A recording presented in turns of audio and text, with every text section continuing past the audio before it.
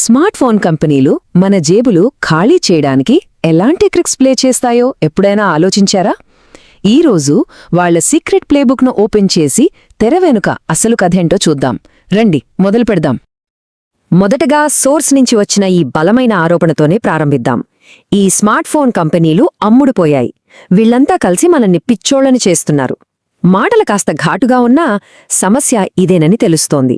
దాదాపు ప్రతి బ్రాండ్ మనకు చూపిస్తున్నది మోసం, అబద్ధాలు, నిలబెట్టుకోలేని వాగ్దానాలే. సరే, మొదటి పాయింట్ ఏంటో చూద్దాం. ఒకప్పుడు మనకు అలవాటైన ప్రతి ఫోన్లోనూ ఉండే కొన్ని ఫీచర్లు ఇప్పుడు సడన్గా ఎందుకు మాయమైపోయాయో తెలుసుకుందాం. ఒకసారి చూడండి, తేడా ఎంత స్పష్టంగా ఉందో. ఒకప్పుడు ఫోన్ బాక్స్లో ఏమేమొచ్చేవో ఇప్పుడు ఏమొస్తున్నాయో. చార్జర్, ఇయర్ ఫోన్స్, చివరికి మెమరీ కార్డ్ వేసుకునే స్లాట్ కూడా మాయమైపోయాయి. ఒకప్పుడు ఇవన్నీ ఫోన్తో పాటు కంపల్సరీగా వచ్చేవి, కాని ఇప్పుడు ఒక్కొక్కటిగా మాయం చేసేశారు. మరి ఇవన్నీ ఎందుకు తీసేశారని అడిగితే బ్రాండ్లు చెప్పే కారణాలు ఇవి. పర్యావరణాన్ని కాపాడ్డం కోసం చేస్తున్నామంటారు, లేదా ఫోన్ లోపల కాంపోనెంట్స్కి ప్లేస్ సరిపోవట్లేదు అని చెప్తారు. ఇంకందరైతే సెక్యూరిటీ కోసం ఇది అవసరం అంటారు. కానీ ఇవన్నీ ఎంతవరకు నిజం? అయితే ఈ సాకుల వెనుక ఉన్న అసలు కథ వేరు. అది కేవలం లాభం.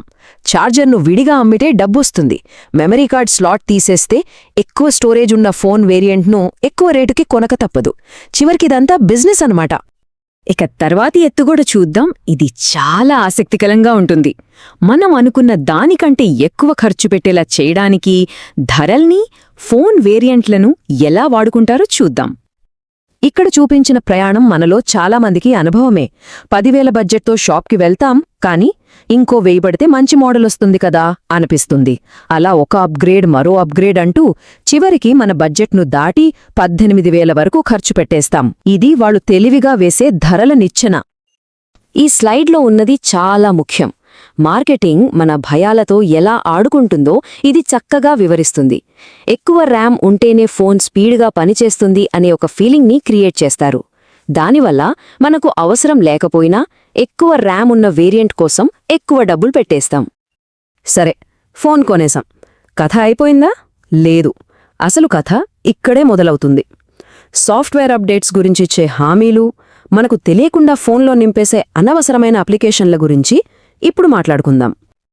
7 ఏళ్లపాటు అప్డేట్స్ ఇస్తామని బ్రాండ్లు చాలా గొప్పగా చెప్తాయి, వినడానికి చాలా బావుంటుంది. కానీ ఆ అప్డేట్లు ఎప్పుడు వస్తాయి, ఎంత ఆలస్యంగా వస్తాయో ఎవరూ చెప్పరు. 7 ఏళ్ల తర్వాత అసలా ఫోన్ పనిచేస్తుందో లేదో కూడా గ్యారంటీ లేదు. ఇది వాగ్దానానికి వాస్తవానికి మధ్య ఉన్న తేడా. బ్లోట్వేర్ ఈ పదం విన్నారా? అంటే మనకు అవసరం లేకపోయినా కంపెనీలు ఫోన్లో కొన్ని యాప్స్ని నింపేసిస్తాయి. కొన్నిసార్లు ఈ యాప్స్ మన డేటాను సేకరించి యాడ్స్ చూపిస్తాయి.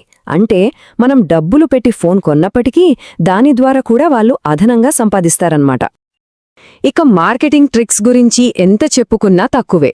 ఫోన్లను ఉన్నదానికంటే గొప్పగా చూపించడానికి ఎలాంటి మాయాజాలాలు చేస్తారో ఇప్పుడు చూద్దాం. ఫోన్ యాడ్స్లో ఇలాంటి మాటలు మనం తరచుగా వింటూనే ఉంటాం. అద్భుతమైన క్వాడ్ కెమెరా లేదా ట్రిపుల్ కెమెరా సెటప్ వినగానే చాలా ఇంప్రెసివ్గా అనిపిస్తుంది. కానీ అసలు నిజం వేరు.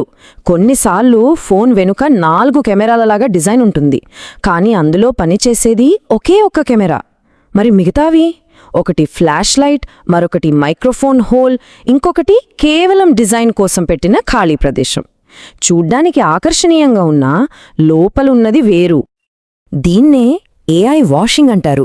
ఇప్పుడు ఏఐ అనే పదం చాలా ట్రెండింగ్లో ఉంది కదా. అందుకే కొన్ని కంపెనీలు తమ ఫోన్లలో అసలు ఏఐ ఫీచర్లు లేకపోయినా పేరులో ఏఐ అని చేర్చి మార్కెటింగ్ చేస్తాయి. ఇది కస్టమర్లను ఆకర్షించడానికి చేసే ఒక ట్రిక్ అంతే. ఇక చివరి ఎత్తుగడను చర్చిద్దాం.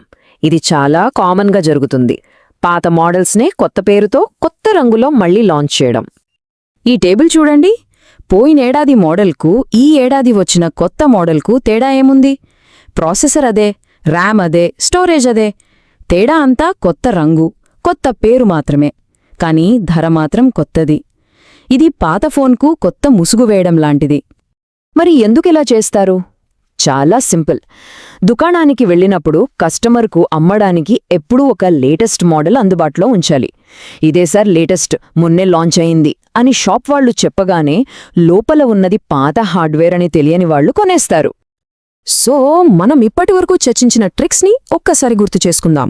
అవసరమైనవి తీసేయడం, ధరలతో గందరగోళం సృష్టించడం, తప్పుడు హామీలివ్వడం, అనవసరమైన యాప్స్ నింపడం, కెమెరాల విషయంలో మోసం చేయడం, చివరికి పాత ఫోన్లని కొత్తవిగా అమ్మడం.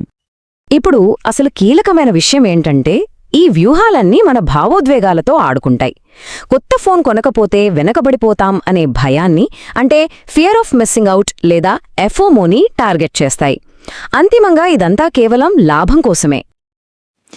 ఇప్పుడు చివరిగా సోర్స్ నుండి వచ్చిన ఒక ముఖ్యమైన ప్రశ్నతో ముగిద్దాం. ఇవన్నీ తెలిసాక ప్రస్తుతం మార్కెట్లో ఏ కంపెనీ కస్టమర్ల గురించి నిజంగా ఆలోచిస్తోందని అనిపిస్తోంది?